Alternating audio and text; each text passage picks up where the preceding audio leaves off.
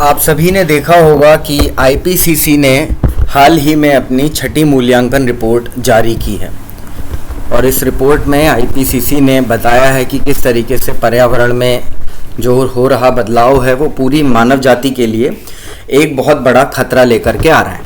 तो इस सेशन में हम देखेंगे कि क्या है आईपीसीसी और किस तरीके से इसकी रिपोर्ट में चीज़ें बताई गई हैं और भारत के लिए उसके क्या मायने हैं। तो करंट अफेयर्स की दृष्टि से ये इसीलिए महत्वपूर्ण है क्योंकि अभी हाल ही में 1 या 2 दिन पहले ही इसका छठा संस्करण लॉन्च हुआ है। इससे पहले ये 2013 में ये रिपोर्ट लॉन्च हुई थी। पृथ्वी की जलवायु इतनी गर्म हो रही है कि लगभग एक दशक के अंदर तापमान शायद उस स्तर को गर्म कर देगा जिससे दुनिया के नेताओं को उसे रोकने की तुरंत कोशिश करनी होगी। क्योंकि आप सभी जानते हैं कि इकोनॉमिक प्रॉस्पेरिटी यानी आर्थिक परिवृद्धि अगर चाहिए तो कहीं ना कहीं पर्यावरण को उससे नुकसान पहुंचता है।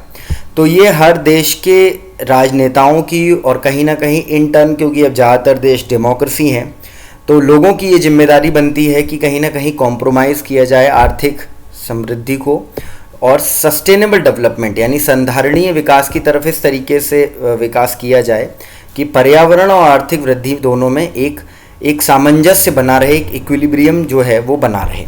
तो इस रिपोर्ट में एक रेड अलर्ट जारी किया गया, एक तरीके से हम कह सकते हैं रेड कोड जो है वो इस रिपोर्ट में जारी किया गया कि अगर हम अभी नहीं सुधरे तो फिर शायद हम वापस वहाँ से ना लौट पाएँ।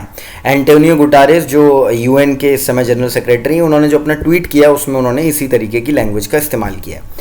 आप देखेंगे अब inter government panel on climate change आखिर है क्या। आधिकारिक inter government panel on climate change report जो जलवायु परिवर्तन को स्पष्ट रूप से मानव कारण कहती है। ये कहती है कि जो जलवायु परिवर्तन हो रहा है उसमें जो अपने नेचुरल कारक हैं वो तो हैं ही हैं, लेकिन मनुष्य जनित जो उसमें अभिवृद्धियां हैं, मनुष्य जनित जो कारण हैं, ह्यूमन इंड्यूस जो आप कह सकते हैं रीजंस हैं, उनका भी रोल बहुत ज़्यादा है। और पिछली बार जब 2013 में इस रिपोर्ट का 5वां संस्करण जारी हुआ था तब से लेकर के अभी तक जो भी पूर्वानुमान उस रिपोर्ट में लगाए गए थे इस रिपोर्ट में वो सही साबित हुए हैं छठी रिपोर्ट में। तो ये एक हम कह सकते हैं टेक्निकलिटी के हिसाब से या फिर साइंटिफिक एविडेंस के हिसाब से, एम्पिरिकल डेटा के हिसाब से ये चीज़ बिल्कुल ठीक बैठी है जो आईपीसीसी ने अपनी पुरानी रिपोर्ट में कही थी।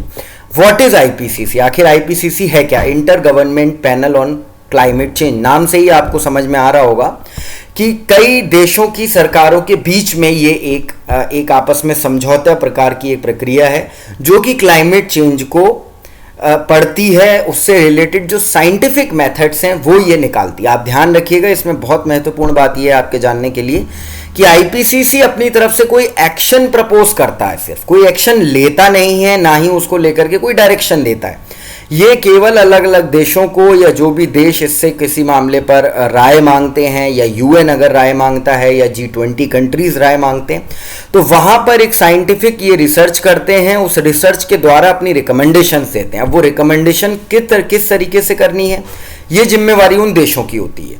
तो आईपीसीसी को नीति निर्माताओं को जलवायु परिवर्तन, नीति निर्माता यानी कि जो अलग अलग देशों के राष्ट्राध्यक्ष हैं या फिर यूएन के जो जनरल सेक्रेटरी हैं या G20 में अगर कोई अध्यक्षता कर रहा है देश तो वहां पर उन सभी को इसके निहितार्थ और संभावित भविष्य के जोखिमों पर नियमित वैज्ञानिक आकलन प्रदान करने के साथ साथ अनुकूलन और शमन यानी रेगुलर साइंटिफिक आकलन, साइंटिफिक जो एक परव्यू है वो तो देते ही हैं, उसके साथ साथ किस तरीके से अडाप्टेशन किया जाए, हैबिटेशन किया जाए, इसके लिए भी रिकमेंडेशन आईपीसीसी देती है। अब आप देखिए और थोड़ी महत्वपूर्ण बात, अपने आकलन के माध्यम से आईपीसीसी जलवायु परिवर्तन पर ज्ञान की स्थिति निर्धारित करता है और इस बात की पहचान करता है कि जलवायु परिवर्तन से संबंधित विषयों पर वैज्ञानिक समुदायों में कहाँ सहमति है। देखिए कई बार ऐसा भी होता है कि पर्यावरण जो बदलाव आ रहा है उसको लेकर के अलग अलग वैज्ञानिकों में भी मतभेद होते हैं।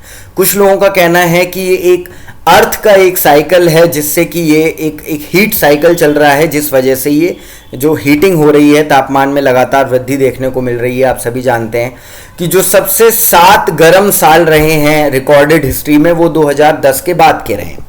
तो लोग, जो कुछ साइंटिफिक कम्युनिटी के लोग ऐसे भी हैं जो ये कहते हैं कि ये एक पृथ्वी का चक्र शुरू हुआ है इसका पर्यावरण से या मनुष्य जनित गतिविधियों से कोई लेना देना नहीं है। लेकिन एक वर्ग ऐसा भी है जो ये कहता है कि नहीं, मनुष्य जनित गतिविधियों का इसमें बहुत बड़ा रोल है। कुछ विकासशील देश ये कहते हैं कि विकसित देशों द्वारा शुरू किया गया ये एक प्रोपेगेंडा है जिसके माध्यम से वह देश विकासशील देशों को और तरक्की करने से रोक सके, उनको वहीं पर रोके कि भाई आपकी तरक्की करने से यहाँ पर जो है वो नुकसान होगा, तो आप इस चीज को अब रोकिए। और विकसित देश ये कहते हैं कि विकासशील देशों को अपनी जिम्मेदारी समझनी चाहिए कि कहीं ना कहीं जो गलती हमने की है या अब हम जो इन्वेस्टमेंट कर रहे हैं पर्यावरण को बचाने के लिए, वो आप इन्वेस्टमेंट तो नहीं कर सकते, तो कम से कम आप पर्यावरण को बचाए रखने में अपनी मदद करिए।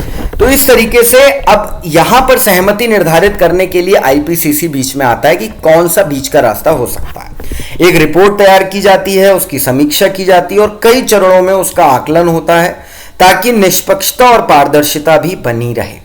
अब सबसे महत्वपूर्ण बात कि आईपीसीसी सेल्फ इंड्यूस्ड कोई रिसर्च नहीं करता, अपनी तरफ से कोई शोध नहीं करता है। हमेशा कहीं ना कहीं से किसी न किसी शोध के लिए रिकमेंडेशन की जाती है, या तो यूनाइटेड नेशन में या G20 में, तब जाकर के आईपीसीसी अपना रिपोर्ट देता है। ये क्वेश्चन इंपॉर्टेंट है, आपसे एग्जाम में इस तरीके से क्वेश्चन पूछ लेते हैं कि निम्न में से कौन सा सही है या कौन सा गलत है।